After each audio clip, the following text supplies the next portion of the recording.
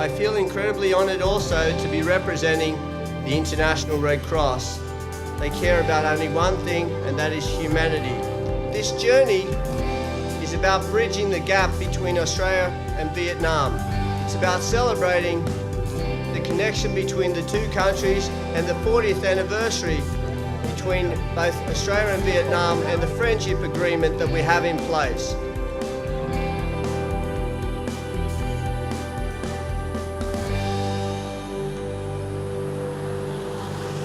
Well, I'm Pat Farmer and I'm an ultramarathon runner. I've been doing these types of runs for the past 30 years. I was inspired by a little old man by the name of Cliff Young many years ago, who ran in what was considered as the toughest foot race on earth, the Sydney to Melbourne Ultramarathon. I went on to compete in many events.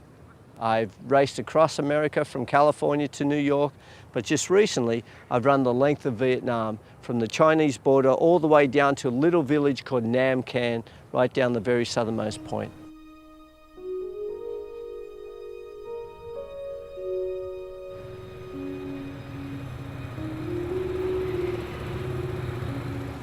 Well, we're just here in Mong Kai at the moment, the border town between Vietnam and China. But we actually jumped up on top of one of the rooftops here so we could get a great panoramic view of both China and Vietnam at the same time.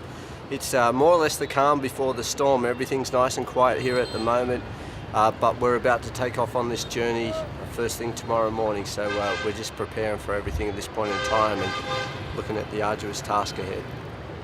Mai Wee and myself, I made a very simple promise to him, and it was this, that the two of us, both Australia and Vietnam, would take every single step together from the start all the way through to the finish.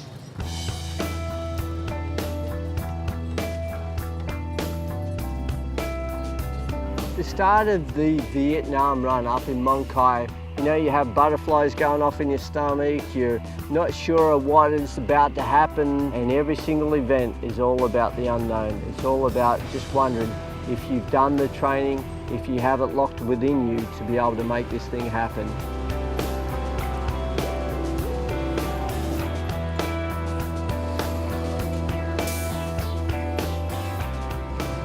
In the past, and I'll tell you how difficult it is, if you multiply that by 2 marathons a day or somewhere in that vicinity, you start to get a real handle on how difficult this is. If you're doing 60, 70, 80 kilometres a day, it is just hard work.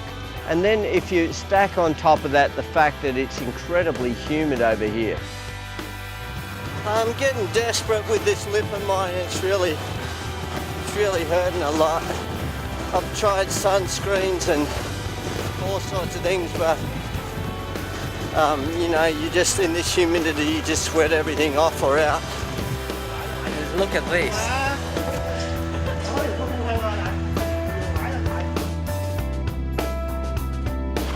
I mean, I'm no Superman, I'm just an ordinary bloke that's just trying to belt out the Ks, and I feel it just like anybody else, you know, it's hard and it hurts, but this is what I do. This is what I do.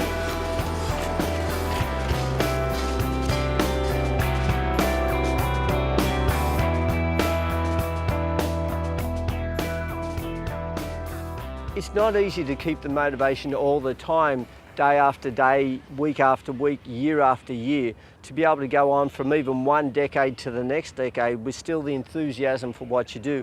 And that's where you need some drive and you need some purpose. This is why most of the events that I've ever done have been events that have been there to support others. So I've looked into their eyes, I've looked into their lives, I've seen how difficult some people have found it from one day to the next, and I've used that as my passion to push on, to train hard and to achieve the outcomes I have. My key motivation is I've finished every single thing I've ever started, and I don't want this to ever be the first thing that I don't finish. So my mind doesn't tell me to stop. My body tells me to stop all the time, but my mind tells me to keep going. You know, the key indicator for me is really about announcing to the world that I'm going to do something and then getting out there and doing it. And by that I mean that I set a goal, I write it down, I work out strategically how I'm going to achieve that goal, I break it down into bite-sized pieces. It's all like a big mathematical equation, and I break it down into pieces by piece by piece by piece, and the sum total of the whole project is the end result.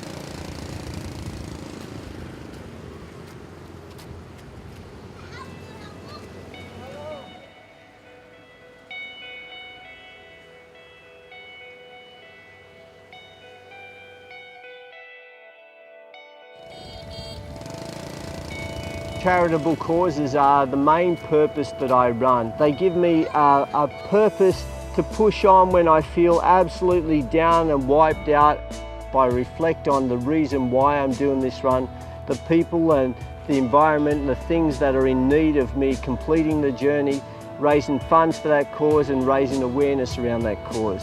But this latest run was all about running for clean drinking water and trying to be able to provide people with clean drinking water, clean sanitary conditions through the Australian Red Cross in Vietnam. From the very start, through every single town, every single province we've been through, so they greatly appreciate the support that they're getting from the Australian Red Cross, and they greatly appreciate the efforts that we're putting in to try and highlight the needs and the concerns of the Red Cross here in Vietnam. So it's nice to be appreciated like this, and it gives me purpose in what I'm doing.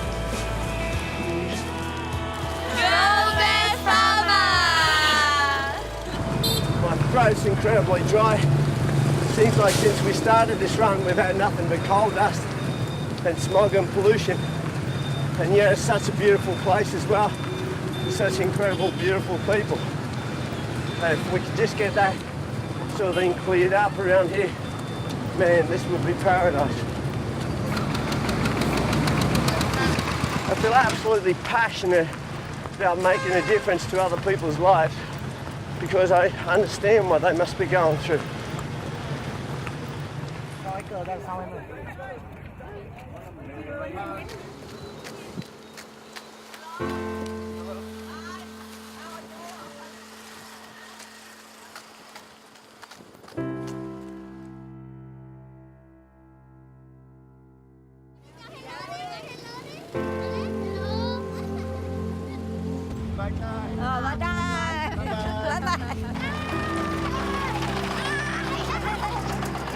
There's this saying, no man is an island, and it's certainly the way it is in my life. You know, I don't achieve anything on my own, although it has seemed like a solo sport. I don't do that without the support of my children, Brooke and Dylan. They've come over to celebrate Christmas with me. They'll have Christmas and New Year with me, and it'll be great for us all to be together for that very special point in time. Okay, it's nearly Christmas. I've just had a pretty difficult day, very, very hot out there on the road, but as you can see, everybody's celebrating Christmas here as well. I just want to wish everybody very happy and a holy Christmas. We're just about to go meet up with Dad. Haven't seen him for 2 weeks. Pretty exciting stuff.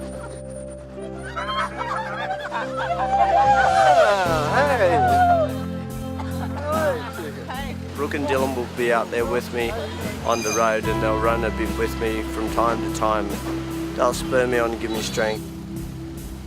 Whenever I do these journeys, the toughest thing has always been away from my family, or being away from Brooke and Dylan in particular. To have me with me means that it's just like running at home now.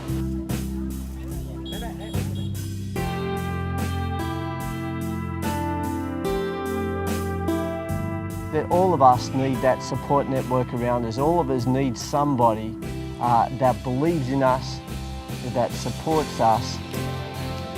The days when you really inspire people, so many people standing on the side of the road and just clapping and cheering us on. Even the bus drivers are supporting us now. You know, because they see us out here day after day in any weather conditions. And you know, these are the moments where you really make a difference to people's thinking. Bye-bye. Bye-bye. Okay, that's it. We made it!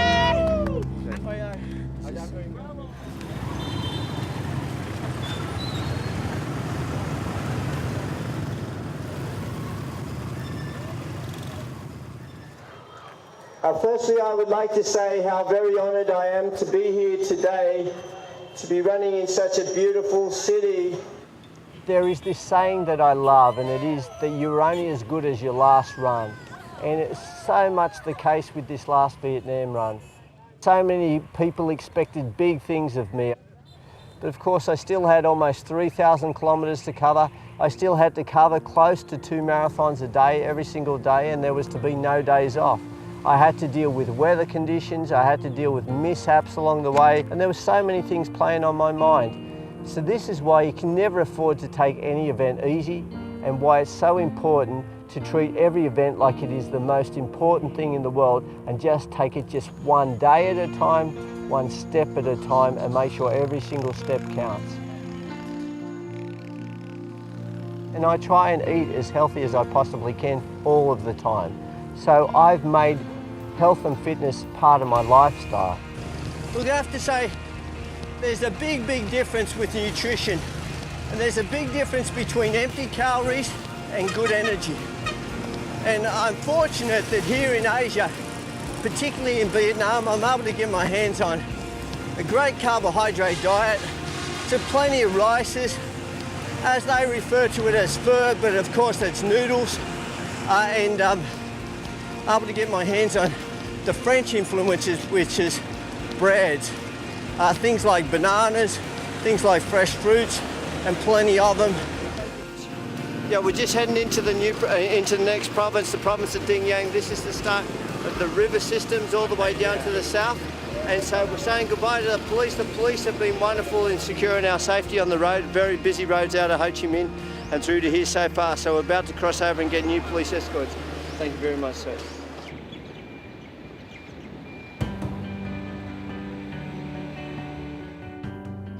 3 months, 1 week, 1 day, 1 24-hour period out from the start of any major event is always about your focus. It's always about keeping in mind exactly what the task at hand is that you're about to take on. Whether it be 3 months out, you need to know and understand that every single thing that you do 3 months out from the event is going to affect the event itself. So it's about having a similar intensity all the way through, from a long period out right through to the first step that you take, and staying focused on your goal. In training, there is no finish line. We need to back up day after day after day and just get on with the job. Without a finish line, without the fanfare, without somebody supplying you with food and drinks. And so it's about personal motivation. It's about having that inner intensity and strength to be able to get out of bed on sometimes a wet, rainy morning and get out there and train regardless, when there is nobody there to cheer you on.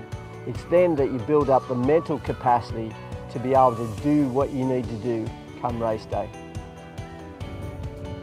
The way I deal with these enormous distances of running whole countries is I break it up into bite-sized pieces. Today's a classic example. I will run through 3 different provinces today. So instead of seeing this as a 75, 80k day, I see it as, you know, I've already got 2 provinces behind me. I'm into the 3rd one. When I knock this over, my day is done. So it's about breaking everything into bite-sized pieces. Hey, congratulations, mate, 1,000.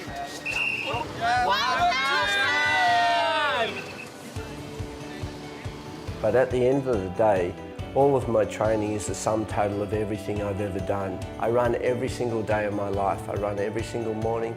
I try and run every single evening when I can. I take the stairs instead of catching an elevator or instead of going up an escalator. And so I try and make it just part of my natural life as well. I'm blessed to be able to train in an environment such as this. I'm here at a park in the centre of Sydney City. But I'm able to run around the trails here, I'm able to run on the tarmac around this place, and then if I want to take a liking to the soft sand and the beach, it's not that far away either. So we've got a fantastic environment that gives you both hot and cold, rainy and dry. It gives you every sort of environment that you're looking for in order to train for any event anywhere on the planet. And the other advantage is good, clean, fresh air and good, clean, fresh drinking water to be able to take in as part of my training regime.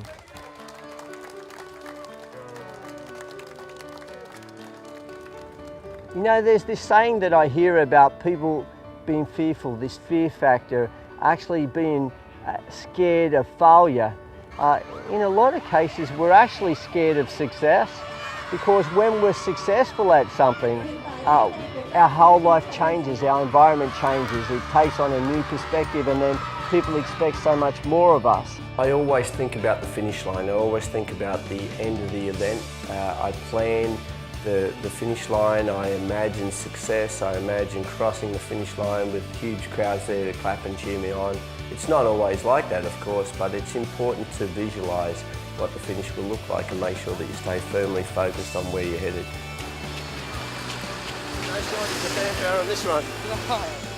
It's most important to stay grounded, to keep a perspective on life and understand that the best way to stay successful is to continue to train and to make it part of your life, every single day of your life, and to do stuff because you love it, not because you have to do it. So I have an absolute passion for running, an absolute passion for motivating people, and a passion to try and change people's lives for the better.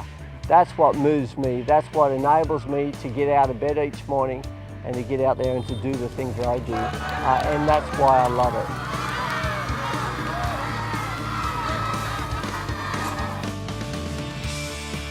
Each and every one of you will find people in your own lives that if you can make them believe that you are capable of great things, they will support you every step of the way.